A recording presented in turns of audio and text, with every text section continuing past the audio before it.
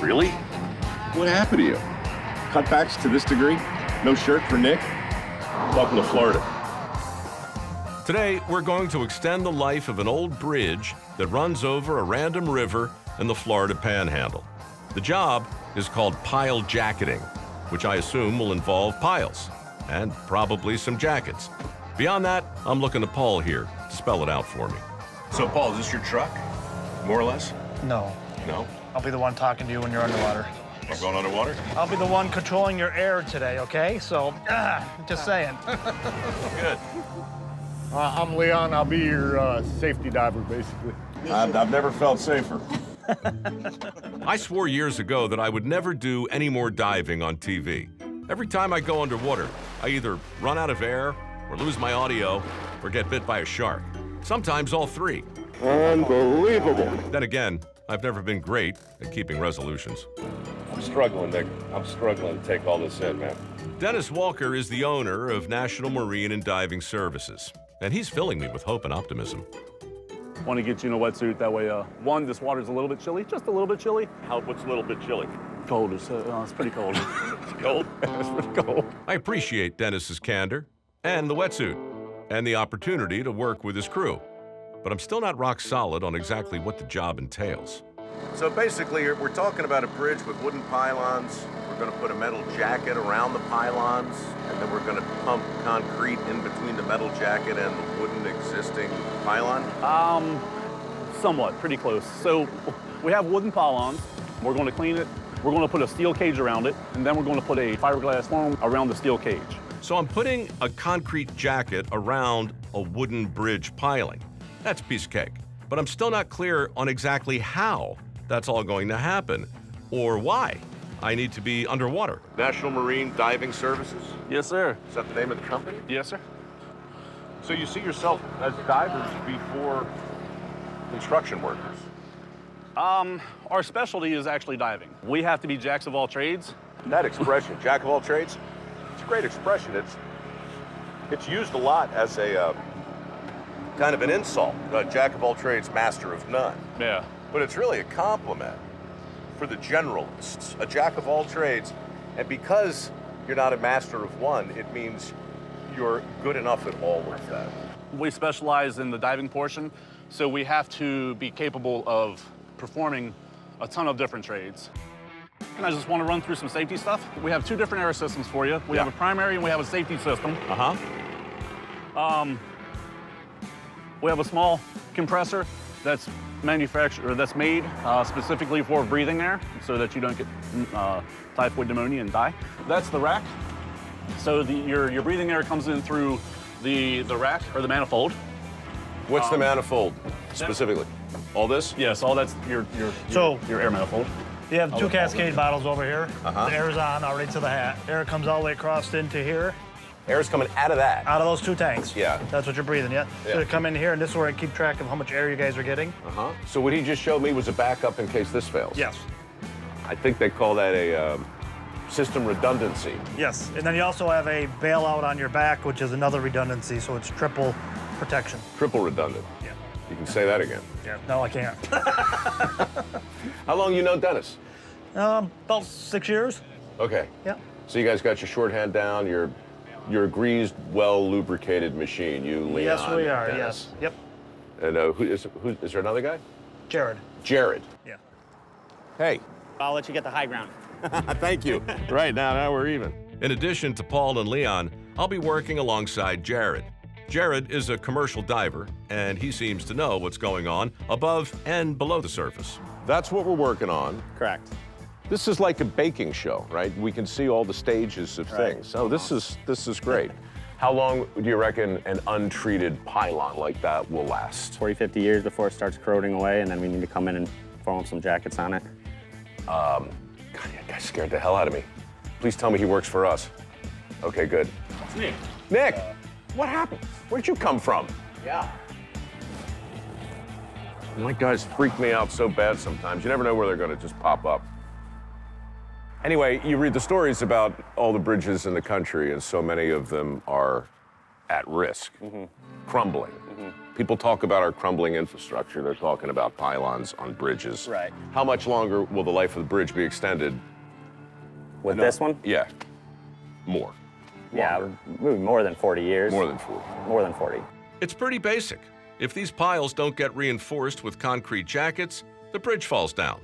If they do get reinforced, the bridge stands for another 40 or 50 years. My job today is primarily to do what you tell me to do. Right. Awesome. I'm I'm looking forward to be the boss today. yeah, well, enjoy while it lasts, because I'm out of here at 3:30.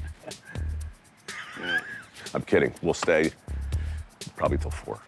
How long, though, in all seriousness, will it take for you to completely finish this project? We'll be done by Friday.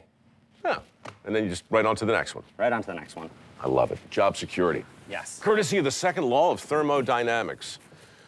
Entropy, a disintegrating universe. Bad news in general, but for you, job security. That's right. Let us begin. Okay. I should probably have a hat, too, backwards like him. That looks pretty badass. I'll take Ben's. Awesome.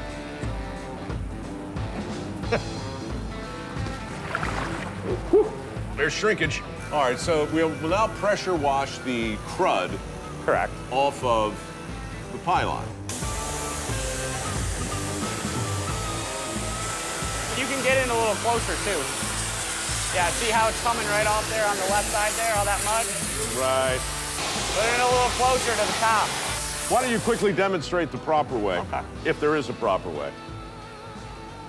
So all that up there, you can get real close and get it out. And just kind of make a pathway down, like this. Yeah. That looks pretty good. You can keep making your way around. All right. In the narration you're about to hear, you're going to learn just how many bridges there are in this country that require this kind of maintenance. Check it out. It's interesting. According to the U.S. Department of Transportation, over 220,000 American bridges are in current need of major repair or total replacement. That's more than a third of all U.S. bridges. Something to consider next time you cross your local span. All right, so our next step here is going to be nailing in the standoffs, which is also what we use to hang our rebar cage on. Uh-huh. So these ones here, I'll let you have that.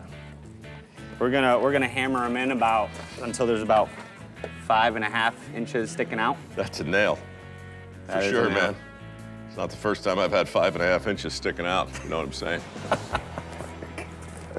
All right, 5. Oh, geez. That's a big nail. It's a big manly nail. We're gonna need a big manly hammer for this kind of thing, I would imagine. That's what this is for right there. What happened to the rest of it? Oh, it's a Thor's hammer. So we're gonna measure 15 inches down from the cap, put that nail in right there. Uh-huh.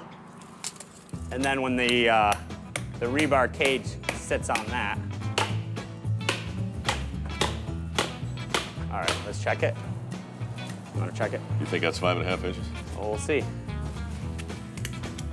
I think it might have gone. It's 5. Okay, We're gonna be all right? what are we gonna do?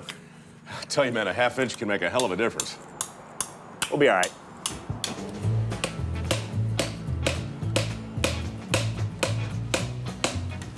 Yeah, you really need it. It's just like It's a little tougher. I just feel like they really skimped on the handle. Yeah, so it's 2 inches longer, I think. Yeah. What happened?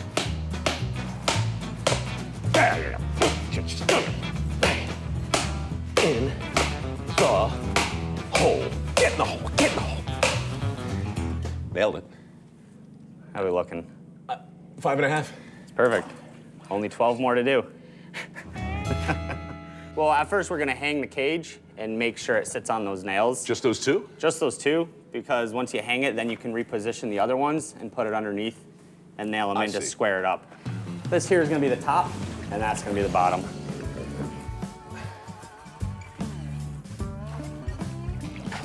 Yeah, you can't tell me this is a one-man job. All right. No way. So for if any reason why the cage isn't sitting on the standoffs, it's because it is now sitting on a pile of debris. Right. So at this point, we're gonna have to go get hatted up and clean the debris off the bottom, and then probably set the cages. This ought to be sitting on this. It's not, because there's a bunch of schmutz down there. When we come back, we're going to don our headwear. You don't want to miss that. Squat, yank. Squat and yank. Don't want to yank before you squat. Welcome back to the murky waters around Pensacola, Florida, where I'm helping a crew of pile jacketers reinforce the underside of a random bridge over a random river. Next step, donning a commercial diver's helmet, otherwise known as a hat. It looks heavy. But first, I'll need to stick my largish head through the smallish hole in this neck dam. I hate this part. You guys know how big my head is, right? You got a looser one? Fellas, look at my head, man. It's like a horse. That's a giant head. That one's a little bit older.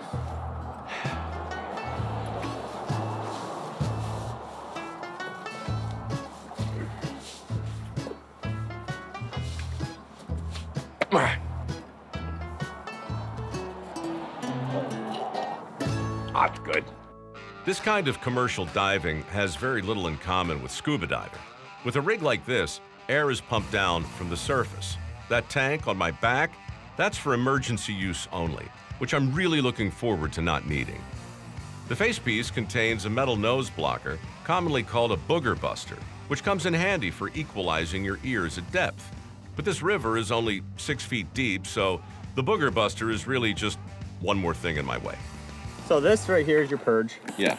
This is your nose blocking device. Your booger buster. Booger buster. Right. This is your dial breath if it gets harder to breathe. Pull it down. Okay. Bring it up on over. Yeah, put the rear of your head in first. Make sure that chin pad is underneath your chin. The booger buster's out, and pull the hat down onto your face and wiggle up your shoulders. There you go. I think that's as good as it's gonna get. Paul, can you hear me? Got you loud and clear. How about me? Yeah, you sound great. Roger that. Okay. No, just go ahead and slide in. Slide in on my ass? Slide in. Back in 322 BC, Alexander the Great used divers during the Siege of Tyre. Today, a good underwater welder with lots of diving experience can make $300,000 a year. None of this is relevant to the task at hand. These are just some things I know. Wow, Paul, this is some kind of crazy. Yep. Unbelievable. Can't see, but I can breathe, which is such a plus. Most definitely. So you can hear me, but nobody else can hear me, right? Yeah. All right. So is that Leon who's in here as well? Yeah, Leon, is this your safety diver? Terrific. So I guess now you should ask Jared if I should go over to pylon number 1 and start pulling crap off the bottom. Yes, you should. I can tell you that for a fact. Excellent. Divers headed over to pile 1 to start removing debris. All right, I'm going to go down and have a look, okay? Roger that. Over time, the river current pushes rocks around these bridge piles. I'll need to clear them away to make room for the jacket. Paul, the job is grab the rock and put it up on the float. Just pull it away from the pile, probably 3-4 feet, so it's out of the way, so we have enough room to get the jacket on. Okay. So we leave the rocks down here.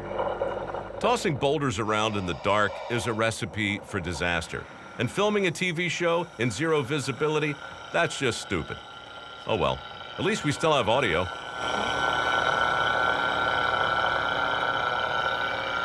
Mike, can you hear me still?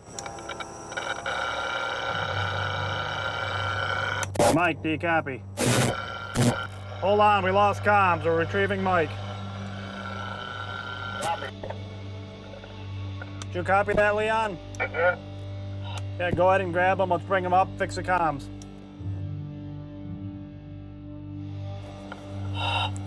You okay?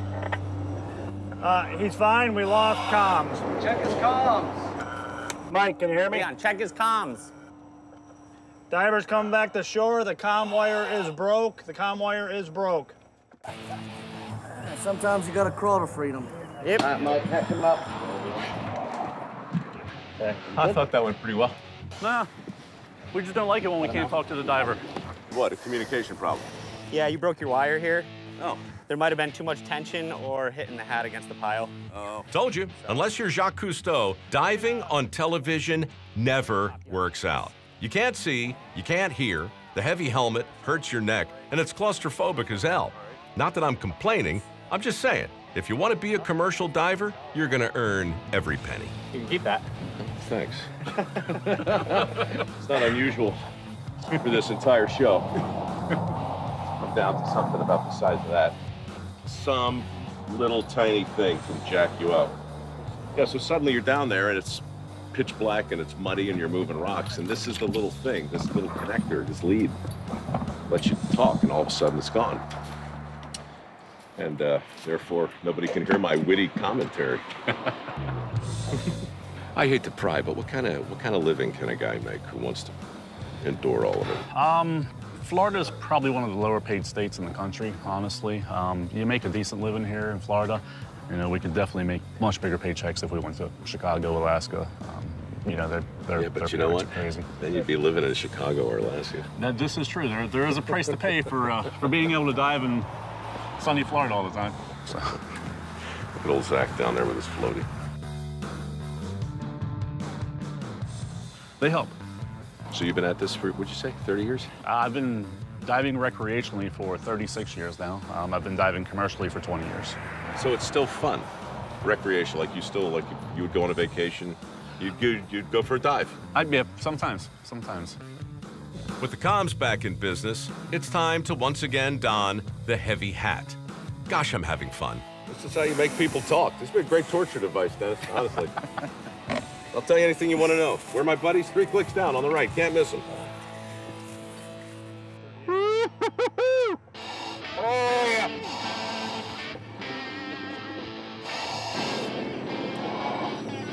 Approaching the pylon. Roger. Now, where were we? Oh yeah, clearing crap from the base of a submerged pylon. Hey,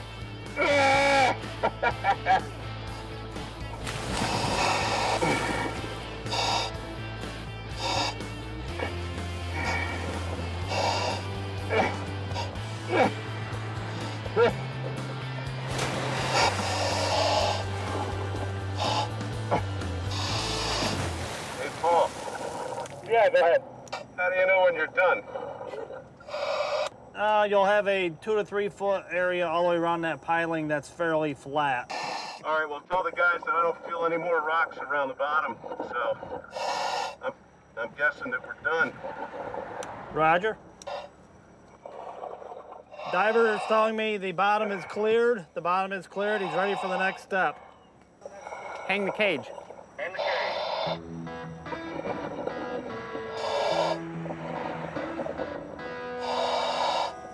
I could barely hold my head up.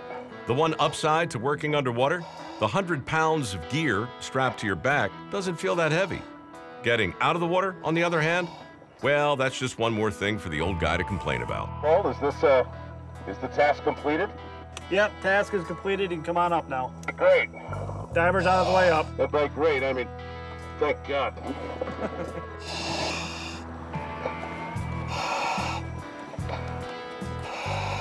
Good job, Mike. Coming up. Diver out of hat. Divers out of the hat. No words. No words, guys. That's insane. It's tough. 3, 4, 5 hours at a time? 6, 7, 8. Yep. Nope, not tenable. Yep. Don't know how you do it. Glad you do it. Don't know how you do it. Then again, you're 27, so you. You did a good job, I think. Did the booger buster nick ya? Right there under the nose. You're bleeding a little bit. Oh, yeah. Well, we pulled it off. Oh, Sorry. so it was my fault. No, no big deal. My nose has been broken so many times. Honestly, it doesn't matter. That's why we call it the booger buster. I'm here to tell you, on this job, boogers are not the only thing you bust. Diver okay? Diver's good. Diver's never right. better. Living the dream. That's good. Yeah, next time you drive over a bridge here in Pensacola, just imagine what might be under it. Might be me.